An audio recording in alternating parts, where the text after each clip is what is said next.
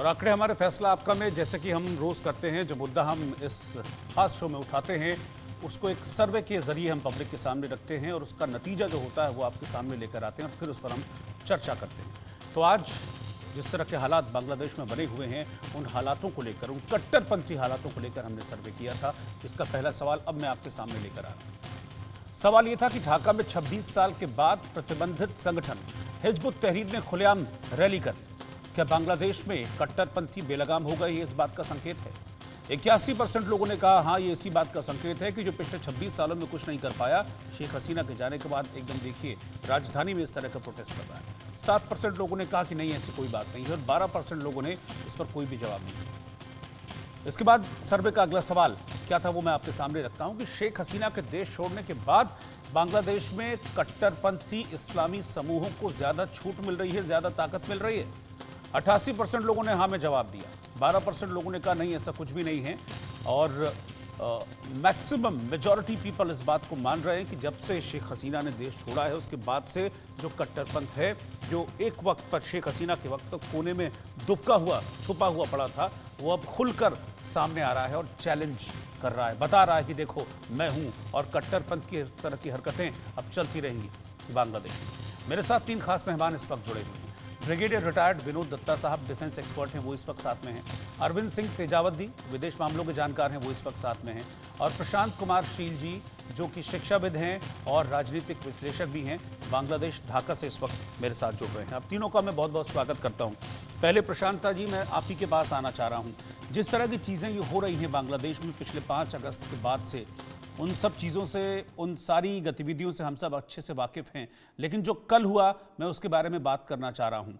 जो संगठन 26 सालों तक छुपा हुआ, कोने में दबा हुआ बैठा था, हिम्मत नहीं थी कि कुछ कर सके, वो अचानक से ऐसे खुलकर इतनी ताकत के साथ प्रोटेस्ट करने आ गया। ये हाथ मजबूत कौन कर रहा है इनके? You say in rightly, ठीक बोलता हो. You know that the Hizbut Tahrir, जी ये तो निषिद्ध संगठन है. You know that, ji and it is banned from 2009. So 2009 is banned from in our country.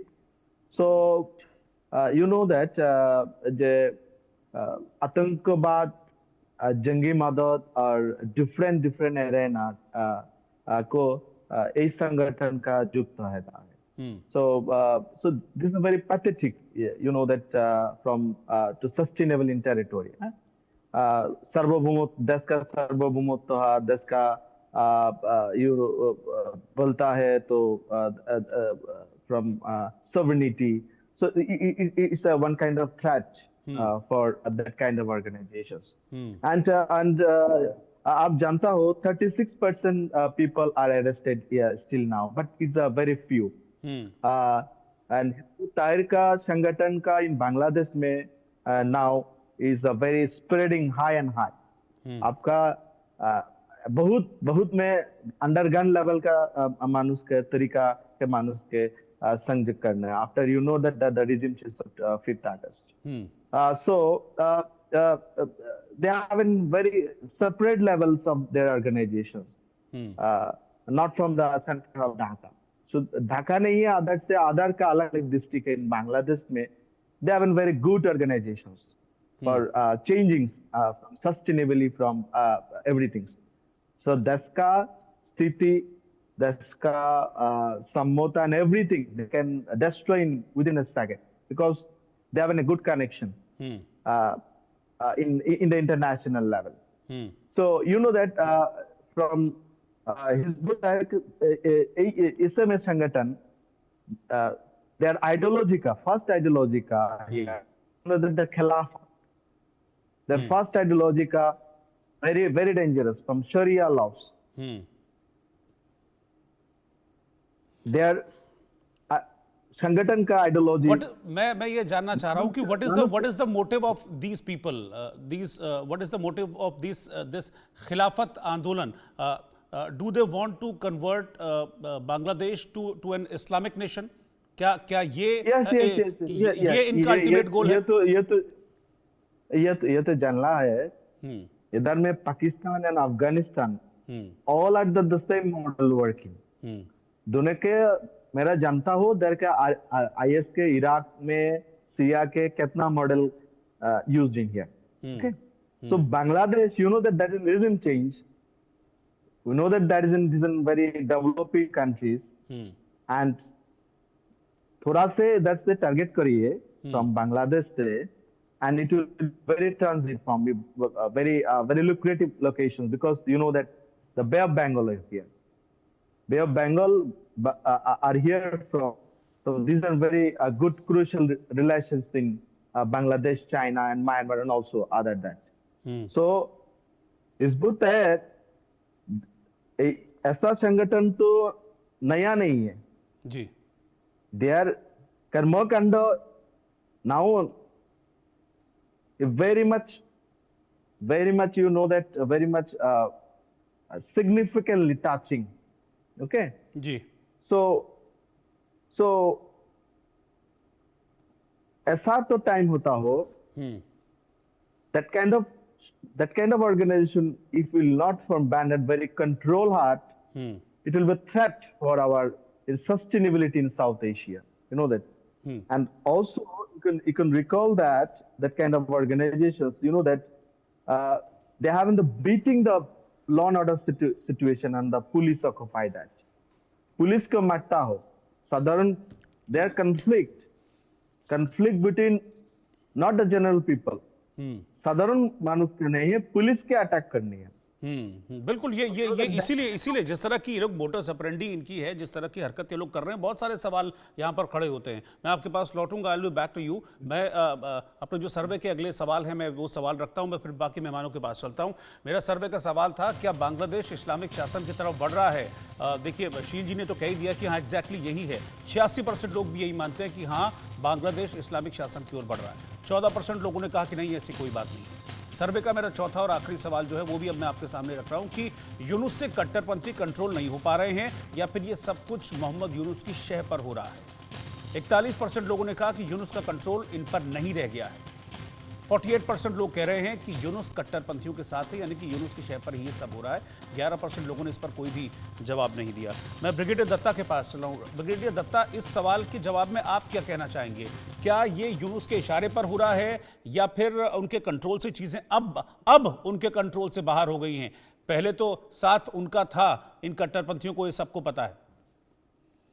हाँ बिल्कुल, मैं आपकी बात से सहमत हूं, क्योंकि अभी मोहम्मद यूनुस का कोई कंट्रोल नहीं है. देखिए, जब से इंटरिम गवर्नमेंट का गठन हुआ है 8 अगस्त के बाद, तो उन्होंने ये ऐलान किया था कि हम 3 महीने के अंदर वहां इंतखाबात करा लेंगे. लेकिन जिस तरह से हालात बद से बदतर हुए, जिस तरह से दहशतगर्दी वहां बढ़ रही है, जिस तरह से इन तंजीमों का जो इंटरनेशनल कनेक्शन है वो सामने दिखाई दे रहा है. आप देखिए 26 साल से जो तंजीम वहाँ बैन थी, आज वो तकरीर कर रही है वहाँ.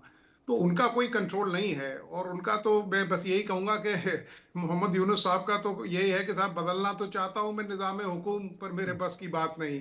तो things are not in his control. और जिस तरह से वहाँ ये दहशतगर्द अपने जो पैर पसार रहे हैं, क्योंकि वहाँ उनकी बिल्कुल चल नहीं रही है, या वो उनकी चीजें बिल्कुल कंट्रोल में नहीं है. Chief of the army staff Bangladesh army के अगर आप स्टेटमेंट देखें तो वो प्रो इंडिया है. वो ये बार बार इनसे कह रहे हैं कि आप भारत के साथ संबंध अपने अच्छे रखिए, वरना इसके अंजाम बड़े खराब होंगे. तो जो एक स्टूडेंट फैक्शन है वो बिल्कुल एक अलग उसमें जा रहा है. जो बिल्कुल एक्सट्रीमिस्ट हैं वो उस तरह से जा रहे हैं. आईएसआई का जिस तरह से उन्होंने न्योता दिया है, जिस तरह से पाकिस्तान आर्मी की पंजाब रेजिमेंट वहाँ उन्होंने डिप्लॉय की हुई है, आईएसआई के ऑफिसर्स वहाँ मतलब अपने पैर जमाए हुए हैं. तो ये बिल्कुल बांग्लादेश को एक ऐसे गर्त में ले जा रहे हैं कि वहां से उसके लिए निकलना मुश्किल, नामुमकिन हो जाएगा. और दहशतगर्दी का अगर आप देखें तो सबसे ज्यादा खामियाजा तो देखिए, बड़ा रमजान का मुकद्दस महीना है, मतलब सबसे ज्यादा खामियाजा तो जो मुस्लिम कंट्रीज हैं उन्होंने इसका दंश झेला है. तो बांग्लादेश भी इससे अछूता नहीं रहेगा. तो बांग्लादेश को चाहिए कि वो जल्दी से जल्दी जो सिचुएशन है उसको कंट्रोल में करें और ऐसी तंजीमों को बाहर का रास्ता दिखाएं, वरना उनका भी हाल वही होगा जो आजकल पाकिस्तान का तो नहीं, मैं तो कहूँगा अफगानिस्तान जैसा हालत हो जाएगी. बिल्कुल, मैं तेजावत साहब आपके पास आ रहा हूं। आप बताइए, किशोर बांग्लादेश इस वक्त इन कंडीशंस में, इन परिस्थितियों में जाता हुआ दिख रहा है। बांग्लादेश पहले भी कट्टरपंथ दिख रहा था तब, लेकिन साथ था मोहम्मद यूनुस का।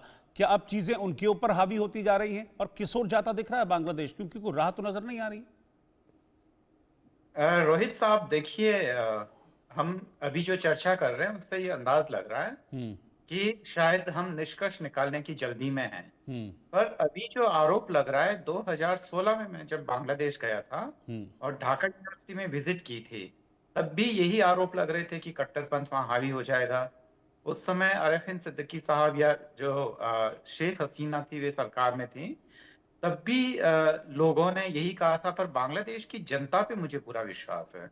और आप देखिए कि जिन स्टूडेंट्स ने ये जो सत्ता परिवर्तन में एक महती भूमिका निभाई थी, उन्हीं में से बहुत सारे स्टूडेंट्स लीडर बाहर जाकर उन्होंने एक अपना नया राजनीतिक दल बना लिया है। और जब उस राजनीतिक दल की जब मीटिंग होती है, तो वहां कुरान ही नहीं, हिंदुओं की गीता से और बाइबल से भी उद्धरण दिए जा रहे हैं। और वो ये कह रहे हैं कि बांग्लादेश को हमने इसलिए सत्ता परिवर्तन नहीं किया था ताकि वह कट्टरपंथियों के हाथ में चली जाए। पर सत्ता प्रतिष्ठान क्या कर रहा है, उन स्टूडेंट्स की ठीक इच्छा के खिलाफ काम कर रहा है। वहां के जितने भी जो बुद्धिजीवी हैं उनके खिलाफ काम कर रहा है। और वो केवल सत्ता में बने रहने के लिए कट्टरपंथ को हवा दे रहे हैं, क्योंकि उनको एक थीसिस की एंटीथीसिस तैयार करनी है। पहले एक धर्मनिरपेक्ष सरकार थी, तो उसको काउंटर तभी किया जा सकता है जब वो वहां पे एक कम्युनल पॉइंट लें। और अभी ये जो कट्टरपंथी लोग हैं, इनका कितना है समाज में, कितना दखल है, कितना विश्वास है, यह तो इलेक्शन के बाद ही पता चलेगा। पर इलेक्शन को जो सरकार है वो लगातार डिले करने की कोशिश कर रही है। तो मुझे लगता है कि अभी तो जितने हालात खराब होने चाहिए उतने नहीं हुए हैं। पर क्योंकि ये पॉलिटिक्स अनप्रेडिक्टेबल होती है और आम जनता जो कि हमेशा, जो कई बार मिडल में रहती है, वो कई बार किसी भी पक्ष में चले जाते हैं। और इससे एक बार जो यूनुस साहब का चेहरा भी सामने नजर आता है, जो कि पहले वामपंथी कहलाते थे। पर अगर वामपंथी हैं तो वामपंथ में अवसरवाद के लिए जगह नहीं होता है। तो इस तरीके के यूनुस साहब जो अवसरवादी हैं, वो तो जो एक दशक पहले जो वामपंथी कहलाते थे वो भी नहीं है। कट्टरपंथी है तो भी किस तरीके के कट्टरपंथी हैं। तो यह सब चीजें साबित करती है कि वो देश हित का बिल्कुल भी ख्याल नहीं कर रहे हैं। और रोहित साहब, मैं अपनी बात ये कहने के साथ खत्म करना चाहूंगा कि ऐसे में भारत को शांत नहीं रहना चाहिए। जो भी डिप्लोमेटिक चैनल है वो खोलना चाहिए, क्योंकि चीन का वहां पे बहुत तेजी से दखल बढ़ रहा है, इन्वेस्टमेंट भी बढ़ रहा है। पाकिस्तान हालांकि लंबी रेस का घोड़ा नहीं है, पर अभी फिलहाल तो उसकी उपस्थिति है ही वहां पर। रोहित साहब। ठीक है सर, आप तीनों को बहुत बहुत शुक्रिया साथ में जुड़ने के लिए। जिस तरह के हालात हैं बांग्लादेश में, वो